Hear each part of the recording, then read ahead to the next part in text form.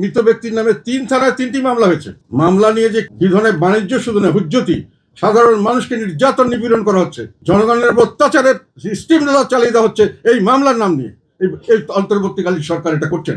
হিংস্রতা তারা দেখাচ্ছেন এখানে সাধারণ নিরীহ মানুষের উপরে। লক্ষ লক্ষ মানুষকে এইভাবে তারা মামলা দিচ্ছে। সেই জন্য আমি বলতে চাই যে শহীদরা মারা গেছে, সেই শহীদদের পবিত্র রক্ত এবং মাংসকে বিক্রি করে তারা সাধারণ মানুষের উপর নির্যাতন চাপিয়ে দিচ্ছে তাদের এই শাসন ব্যবস্থাকে দীর্ঘায়িত করার জন্য। একটা বাড্ডা থানায় মামলা করা হয়েছে আর ভাটারা থানায় মামলা করা হয়েছে। বাড্ডা মামলার বাদী ভাটারা মামলার 2 নম্বর সাক্ষী, মানে নিজেদের মধ্যে ভাগ বাটোয়ারা করে একটা ব্যবসা খুলেছে। যারা কারাবন্দী অবস্থায় নির্বাচন করছেন তাদের মধ্যে গোলাম কিবরিয়া টিপু, উনি এখনো আছেন। সংসদীয় আসন বরিশাল 3, বাবুগঞ্জ মুলাদি। এমপি ছিলেন 2008, 2018 এবং 2024-এ।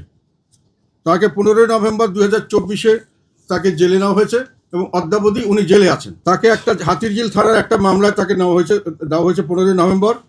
তাকে জামিন দেওয়া হয়েছে 5ই ডিসেম্বর। সঙ্গে সঙ্গে আবার হাতিরঝিল থানায় আরেকটা মামলা দিয়ে তাকে আটক করে রাখা হয়েছে এবং তাকে আবার 16 জানুয়ারিতে আবার তার জামিন হয়েছে। আবার সে পরে গিয়ে মার্চ মাসে আবার তাকে সেখানে 20 জানুয়ারিতে তাকে আবার সোনারে দেখিয়ে আবার 25 মার্চে আরেকটা জামিন নিয়েছেন। তারপরেও আবার তাকে আবার আরেকটা মামলা দেখিয়ে 8 ডিসেম্বর 2024-এ তাকে আবার গ্রেপ্তার দেখানো হয় এবং আবার সেটা মামলায় উনি 10 জুলাই 2025-এ আবার জামিনপ্রাপ্ত হন।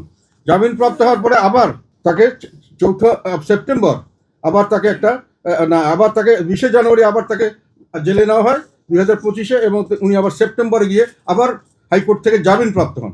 তারপরে আবার গিয়ে আবার ওই জামিনপ্রাপ্ত হয়ে থাকার পরে আবার একটা মামলা দিয়ে তাকে সেই জামিন থেকে 3টা মামলা একসঙ্গে দেওয়া হয়েছে। 3টা মামলার মধ্যে উনি জামিন পাওয়ার পরে আবার নতুন করে আবার একটা মামলা দিয়ে 20 অক্টোবর তারিখে তাকে গ্রেপ্তার দেখানো হয় 2026-এ এবং আবার তিনি যখন জামিন প্রাপ্ত হন 11 জানুয়ারি 2026-এ, তখন তাকে আবার একটা একেবারেই অবান্তর একটা মামলা দেখিয়ে এখনও তাকে গ্রেপ্তার করে রাখা হয়েছে। তো সেখানে আমরা দুটো জিনিস আপনাদেরকে এখানে আমি বলতে চাই, যেটা ইন্টারেস্টিং, ডিটেলগুলো দেখলে আপনারা আশ্চর্য হয়ে যাবেন। একটা হলো এখন যে মামলাটাকে ওনাকে দেখানো হয়েছে সেই মামলাটা হলো 2022-এর ঘটনা। তাকে মামলা করা হয়েছে 2024-এ এবং সেখানে প্রথমে যখন মামলা করা হয় তাকে সেখানে ওনার কোনো সন্দেহভাজন হিসেবে কোনো নামও নেই, কোনো এজাহারও নাম নেই। আর 2026-এ এসে তাকে ওই মামলায় তাকে গ্রেপ্তার দেখানো হচ্ছে। সিল্কোর সিল্ক অ্যান্ড শাইন, যাতে আছে আর্গান অয়েল ও ওট প্রোটিনের গুডনেস, যা আপনার চুলকে রাখে হেলদি অ্যান্ড শাইনিং। আর এখানে আর 3টে মামলার কথা আপনাদেরকে আমি এখানে ডিটেলভাবে দিয়েছি। 3টি মামলা, সেটা হয়েছে মৃত ব্যক্তির নামে 3 থানায় 3টি মামলা হয়েছে। মামলা নিয়ে যে কি ধরনের বাণিজ্য শুধু না, হুজ্জতি, সাধারণ মানুষকে নির্যাতন নিপীড়ন করা হচ্ছে, জনগণের অত্যাচারের স্টিম রোলার চালিয়ে দেওয়া হচ্ছে এই মামলার নাম নিয়ে। এই অন্তর্বর্তীকালীন সরকার এটা করছেন। হিংস্রতা তারা দেখাচ্ছেন এখানে সাধারণ নিরীহ মানুষের উপরে।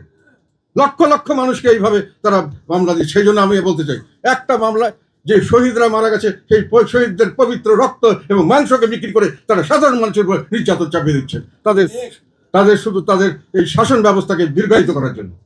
তারা জানেন, তারা বলেছেন যে 99টি মামলা এখানে, এটা পুলিশের আইজি বলেছেন।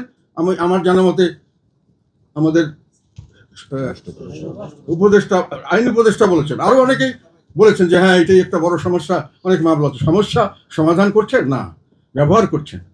মানে এগুলোকে ব্যবহার করে ওনারা মানুষের উপর নির্যাতনের স্টিম রোলার চালিয়ে দিচ্ছেন। এটা পরে আসছে।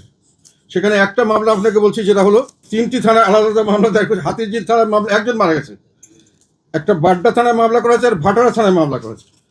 একটি মামলার বাদী মৃত ব্যক্তির বাল্য বন্ধু, আরেকটি মামলার বাদী মৃত ব্যক্তির চাচা, অপর মামলার বাদী মৃত ব্যক্তির ভাই। উল্লেখ্য, বাড্ডা মামলার বাদী ভাটারা মামলার সাক্ষী 2 নম্বর সাক্ষী, মানে নিজেদের মধ্যে ভাগ বাটোয়ারা করে একটা ব্যবসা খুলেছে এবং এই ব্যবসার মাধ্যমে সরকারও এটাকে মোটামুটি এটার বিরুদ্ধে কিছু করছেন না, ওনাকে ব্যবহার করছেন, ওনাকে প্রশ্রয় দিচ্ছেন।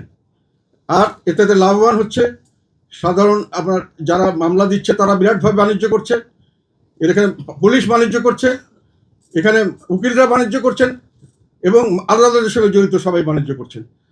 গরিব মানুষকে, লক্ষ লক্ষ মানুষকে এভাবে নেওয়া হচ্ছে এবং তাদেরকে মামলায় জড়িয়ে তাদেরকে জেলে দেওয়া হচ্ছে। এবং এটা শুধু মানে সাধারণ মানুষ শুধু নয়, যে কোনো ধরনের মানুষ, যাকে ইচ্ছা যে ইচ্ছা সে দিচ্ছে। তো সেটার জন্য আমরা এটা একটা এক্সাম্পল সিমিলার, যেমন এটাকে দেওয়া হচ্ছে রাজনৈতিক উদ্দেশ্যে প্রণীত, অনেকে ব্যক্তিগত ব্যবসায়িক উদ্দেশ্যে দেওয়া হচ্ছে।